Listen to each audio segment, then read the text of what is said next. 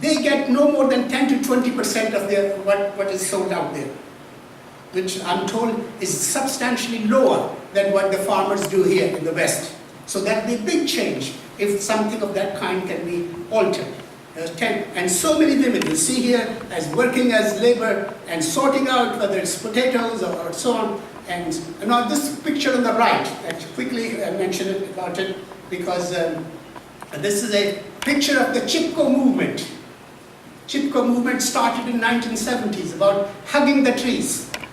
Now I think some people look at it now as something gone, but really it was a women's movement. It was the trees being cut off and women protesting against it, even though their own men were quite happy to make some extra buck to sell these trees, hardwood trees, for the people in the towns to make cricket bats. Cricket is a craze in India, you know. The world can come to an end, but cricket match shouldn't come to an end. And so cricket is a craze, and so they wanted to get this wood to make cricket bats as opposed to making clogs out of them. And so it was women who protested against that. Now, as I said, India is a country of 1,200 million people.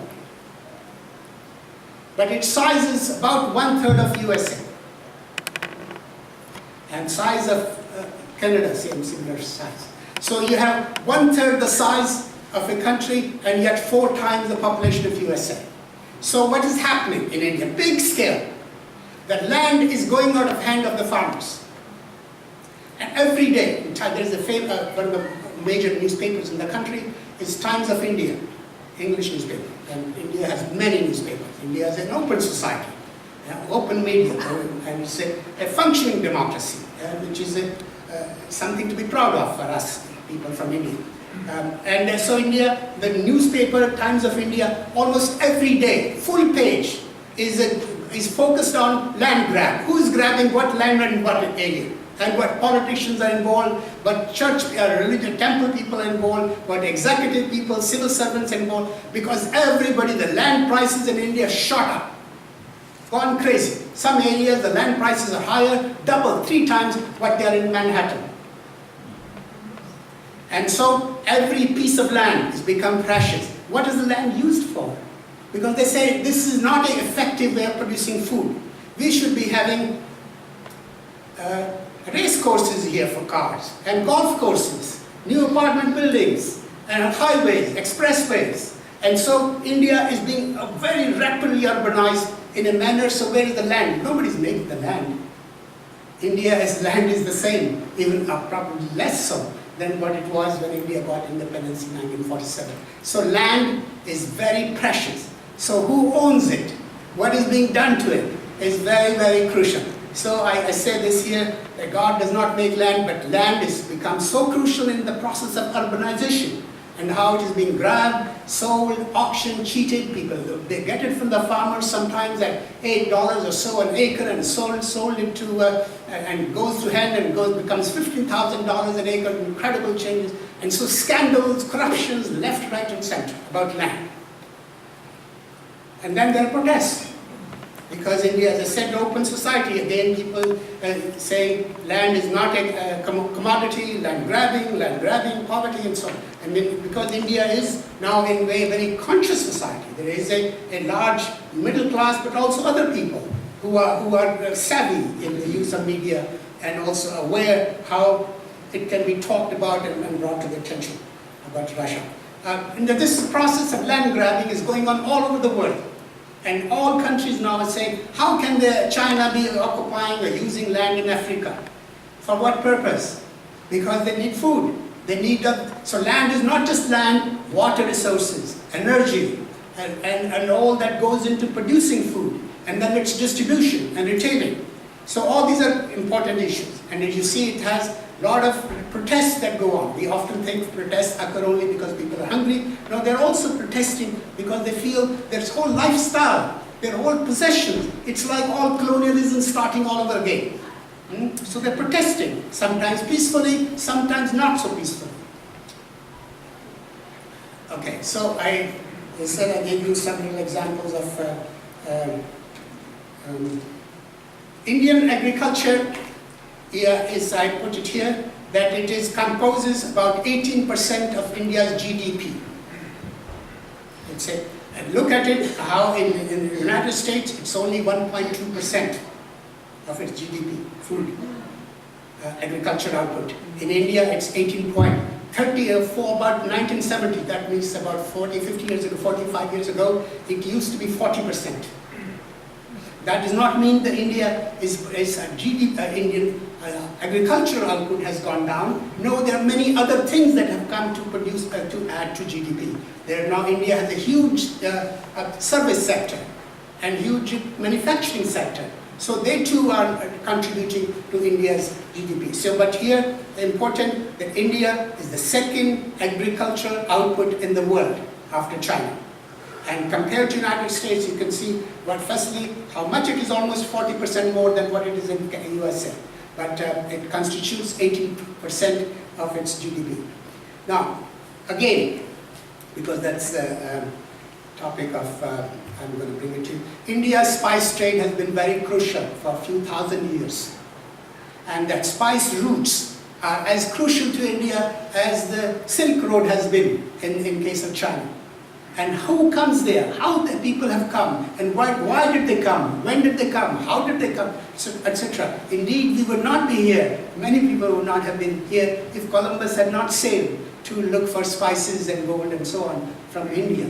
And also the Portuguese and the Dutch and the Swedish wanted to go as well.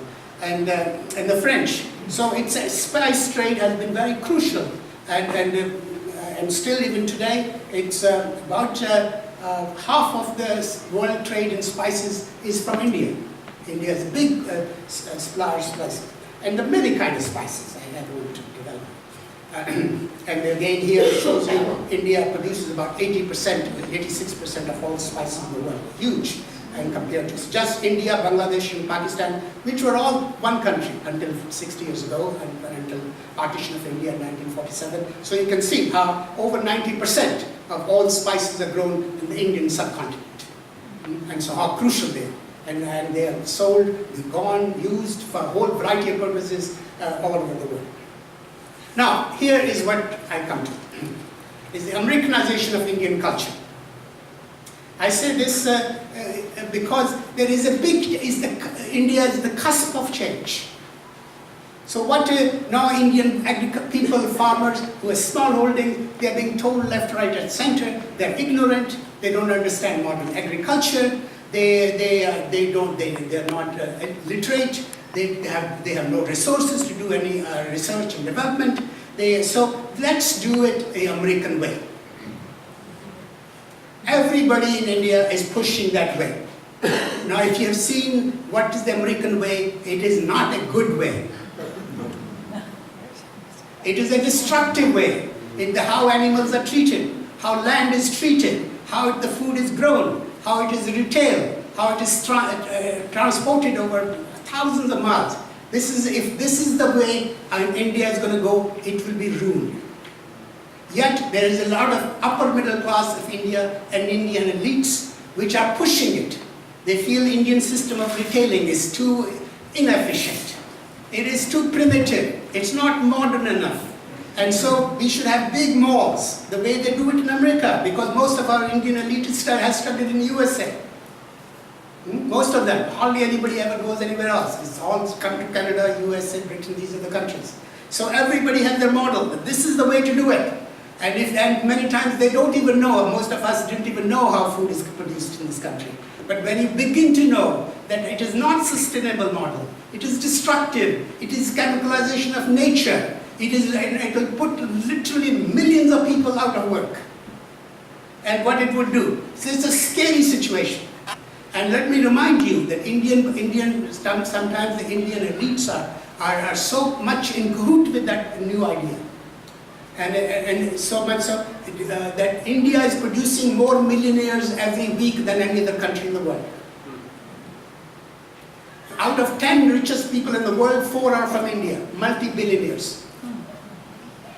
Used to be people like me who came to Canada at an early age, at the age of 21. We used to be called NRI, non-resident Indians. That's the word. And sometimes people look at us, these are guys who made success, they got education, they got good jobs in Canada. Now the word NRIs does not stand for non-resident Indian, it stands for not so rich Indians. So we have gone down a bit. So why I say this, really I say this with great concern, that the Americanization of Indian culture, America is a model for many people all over the world, in many things. And I'm beholden to America and the West and things I've learned from it. But things that are not the things the way agriculture is being conducted, as we have heard so many wonderful presentations here. It's scaling. Because if this is the model that is to be implemented elsewhere, power will be in the hands of few. Few will become very rich, a large number will become quite poor and unemployed. Can you imagine 50% of the population of the country is engaged in agriculture? If it goes down over the next even 100 years to 3%, 5%, what would happen to hundreds of millions of people? Huge. Every year, every day, over 20,000 people lose farming. They're leaving farming. Last year, over 18,000 people in India committed suicide, farmers committed suicide, because they've taken too many loans for various purposes, like for seeds, for machinery, for pesticides, for this and that, and they do not generate enough food from it. And so the great fear and anxiety, it's an ongoing concern. So what would happen? How long would it take to switch from an agricultural-based country to a manufacturing country or a service-oriented country? Service. So it's certainly it is true that it has happened in the West in the last 100 years, but can India afford to drive it out, and how long, and what would happen to people? And a lot of young people, this is the nature of youth. They're very, very restless. And they are not patient like us. We can sit around in a nice rocking chair and hours can go by. Not for them. They want change quickly. Okay? And so this is they want to see how. And they have all the ideas of dream. What is good life? What is good life? And already because of this good life, the notion of good life, of modernity, idea of modernization, modernity, being westernized, being good, successful, already the food habits are changing. As has been mentioned several times by a number of people here, how meat consumption is increasing, waste is increasing. And so India has many of these problems and challenges, but really what I feel personally in my reading, the biggest challenge is that if we introduce the style of producing food, as in America, when very few percentage of people are engaged in agriculture, less than 2%, and it's mechanized, and it's very energy intensive, very chemical intensive. So this will change the nature of the country dramatically, and scary situation.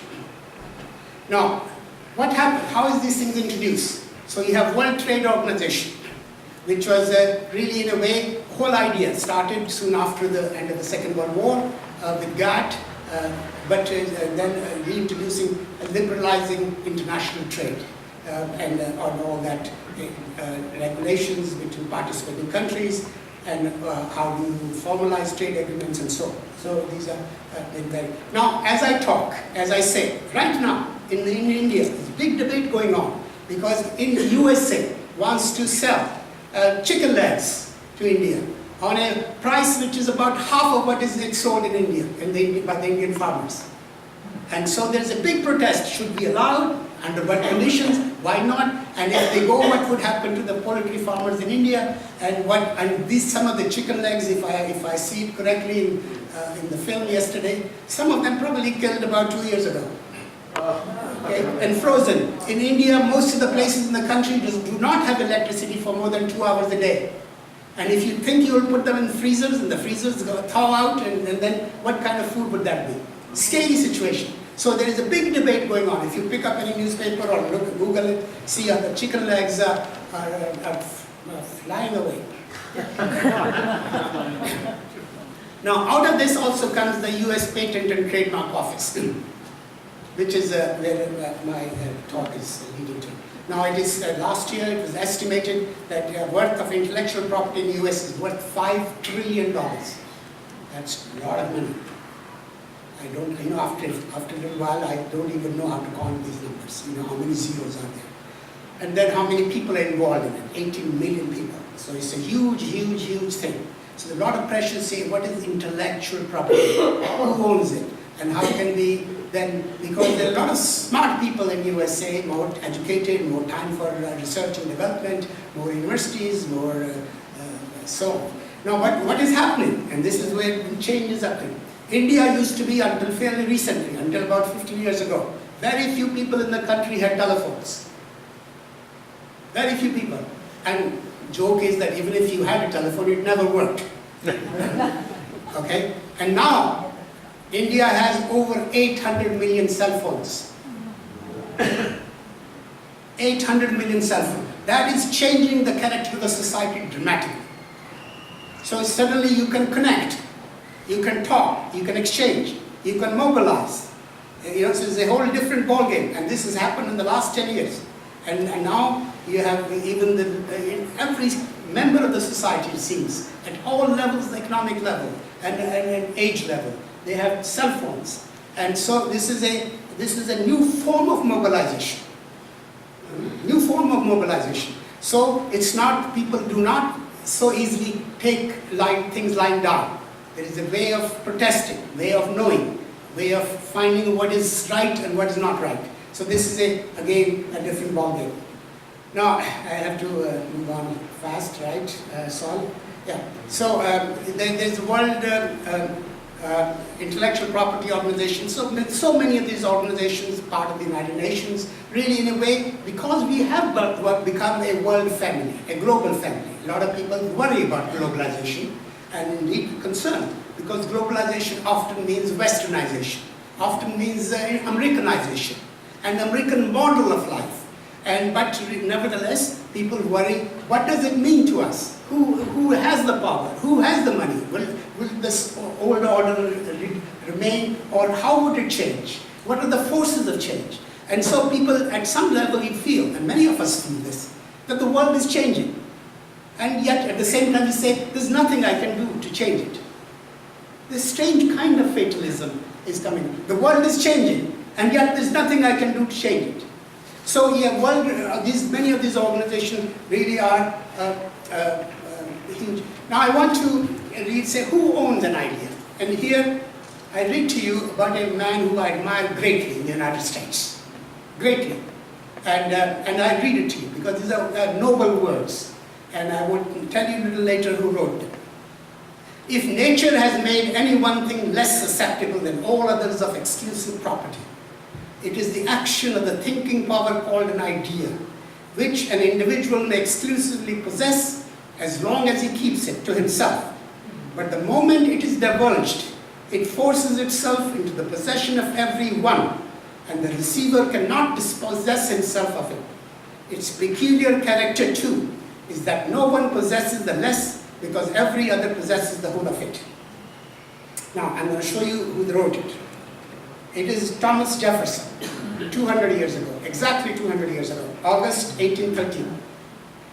And he says the last words, "He who receives an idea from me receives instruction himself without lessening mine, as he who lights his taper at mine receives light without darkening me." I'm sorry to tell you that very few Americans know about this, and most often it is quoted by the leftists in many parts of the world.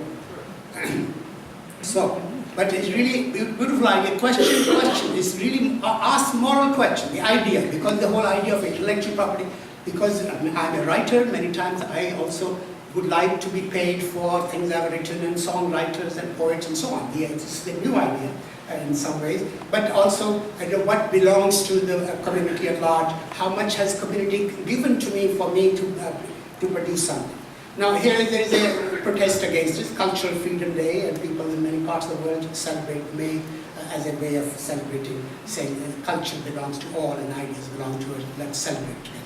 Now, so people now asking questions, should Europe be returned? Looted art came from other parts of the world. Who does it belong to? Why is it taken? And when was it taken under what conditions? And why is it lying in British museums and French museums and so on? Should it not be returned? Now, there was also a biological diversity convention in '92. So this is right now we are celebrating the decade of biodiversity. And you say, what belongs to a country? And of course, many tropical countries have a much far richer biodiversity than countries in the north. Our global south is far richer in diversity than other countries. So who do they belong to? And how do they sustain these questions? This also regulated access to genetic resources and traditional knowledge, including prior informed consent of the party providing resources. This is all part of the Convention of Biodiversity. Is a common concern of humankind. Some wonderful words are used, but often distorted and misused and abused by those who finally make the decisions. I'm going to move on. Now, since our time is limited, I'm going to focus on three things that became a source of great tension in India. One was the patent on turmeric. Turmeric is in India is called haldi. And it was somebody in the University of Missouri, actually, I'm sad to say, these are two Indian professors from India. These are NRIs, non-resident Indians. And they thought, wow, clever idea. What if I get a patent on this thing, turmeric? And when it was first heard, India was outraged. That somebody would have patent on something they have used literally for 5,000 years. Turmeric, haldi, it's used in everything. It's called the wonder spice in India. Haldi, cooking, antiseptic, healing wounds, disease of skin, eczema, chicken, antifungal, dye, haldi, and put in milk, and women drink it after birth and so on. And monks dye their clothes and so on. It's an antiseptic. And is used for all kinds of things. It's so much integral part of Indian life. Haldi, it's used to so many occasions. At weddings, at childbirth, at sickness, at being healthy and so on. Now suddenly somebody comes along and says, we are going to make a paste out of it and going to patent.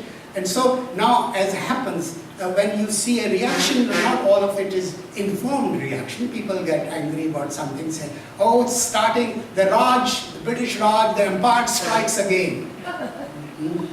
Because that's how they remember. The Opium Wars, they remember, people are, and then of course India being an open society, people write about it. So there was a lot of anger about that, and haldi, something the Indians have used for so long. There's no Indian food that's cooked curry or one kind or the other, which does not involve haldi, turmeric, and how come now it's being used, somebody in America is going to. So they fought against it, and then who should fight? Well, it's the Indian Society, Indian Council for Science and Industrial Research. They, on behalf of the country, they fought. A lot of money was spent, as lawyers are not cheap, as many lawyers know. It cost a lot of millions of dollars, and then a lot of anger in the country, a lot of anger against the United States and against the West. And so why is it happening? How should it be happening? Why? And then these two Indians sitting there in Missouri should be doing it. So this is it takes on quite a reaction. So then the second thing that happened was the neem tree, which is a tree that you see all over India and Pakistan, Bangladesh, or in parts of Africa. And again, neem tree is part of Indian folklore, and has been used in Ayurvedic. Ayurvedic is a traditional medical system in India. And it says Ayurvedic, means the traditional knowledge about long life, longevity. And it's part of the sacred literature of India. Vedas, they are part of the sacred literature. And suddenly again, how come you be using, somebody wants to put a patent on it, and they are sitting in America, and do they understand that they've been using it? But the question they said in the patent office, but there's nothing written about it. There's no scientific paper. There's no refereed papers. And so unless that is there, then it does not really constitute knowledge. And so again, and this became, what is knowledge then? People asked, and people have been asking it, I will say, and so. So again, this tree of bliss, it's called. And when I was growing up in India in the 60s, I found my father and other people in the country, they used to have a disposable twig every day, which is served as a toothbrush. And that came from the neem tree. And people came and sold you this 6 inches long, you used it and cleaned your tooth and throw it away. But we were trying to be modern, kids like me, we are city slickers. We didn't think that was a good thing. So we wanted to use our own toothbrush and our own paste. And we threw away all that. And it's really now discovering that that was the very best way of cleaning your teeth. And so there are millions of trees in the country, and nature's this toothbrush and paste and cure for all kinds of things used and so on. And really, again, in the Ayurvedic system and other system of traditional knowledge, because people have lived for a long time. Science, and let me say, Professor Ian Babu may be here, but let me say, science did not start with the scientific revolution. People have been scientists since they were born. We have been scientists and artists since the way we were born. And because science, curiosity, trying to see how does nature work, and sometimes all kinds of experiments people have done. So the same way people with this neem tree, and the use of neem tree in varieties of ways in the country for makeup and beauty and so on. Now then the third thing that started, basmati rice, which is a pride and joy of rice growers in India. It's India and Pakistan and part of state of Punjab and Haryana and in the mountains. And it is a long grain, a beautiful fragrance to it. And it's and anybody who can afford it and use it, this is a special thing to serve, basmati rice, the very best rice. And so some rice company, rice tech company in the USA, wanted to take rice and produce call it Kasmati and Taxmati. And then that didn't sell, so they want to call it Basmati. And so they're taking the name. It's like stealing the name Champagne and grow it backyard in Niagara Falls and say this is Champagne. Champagne is a particular place in France where it comes from. And people say it belongs to us and you can't take the name. So it too became a source of great contention and argument and cost a lot of money to fight back and forth because there's all these things. Then the next thing is yoga postures. People say if you're going to sit like this, well, you've got to give them money. You're going to put a patent on it. And if you teach it, then it's patented. And then again, so many asanas, postures, ways of teaching, which have been, yoga has been practiced in India, God knows as long as India has existed, and people remember as far as history. Because most of this knowledge was not always written down. They're not scientific knowledge in the sense of written down so-called scientific papers. We had a lot of this folklore, myth, written sometimes paintings, sometimes in stories, and sometimes written in some remote places in various Ayurvedic. Okay, so what is traditional knowledge? Now here I show a picture of an Indian sage, seer, saint, because really in India they're very strong, and then again because we are all so interested in the concept of science and religion here, when we see Indian sages are not just talking about abstruse, otherworldly things. They were very much engaged in this world. And we often said these rishis, these seers, they're real healers, healing the real problems, suffering of this world. And even Buddha is a real healer. He's a suffering. He's asking, why do we suffer? And so he's a healer. So much healing came from Ayurvedic and other things came from our spiritual teachers. So you have so questions now, people asking, who invented the wheel? Who invented the bow and arrow? Who invented the plow? Or the pulley? Or fire? Or script? Or ghee, the Indian refined butter, which stays good for years and years? Or songs, various songs, who wrote them? Some are songs that are sung, sometimes we don't even know. In fact, until about the mid-19th century, many times, it was considered improper, wrong for an artist to put his name on the painting. It was considered a sign of ego. sign of ego, that you would put your, no, a painting, a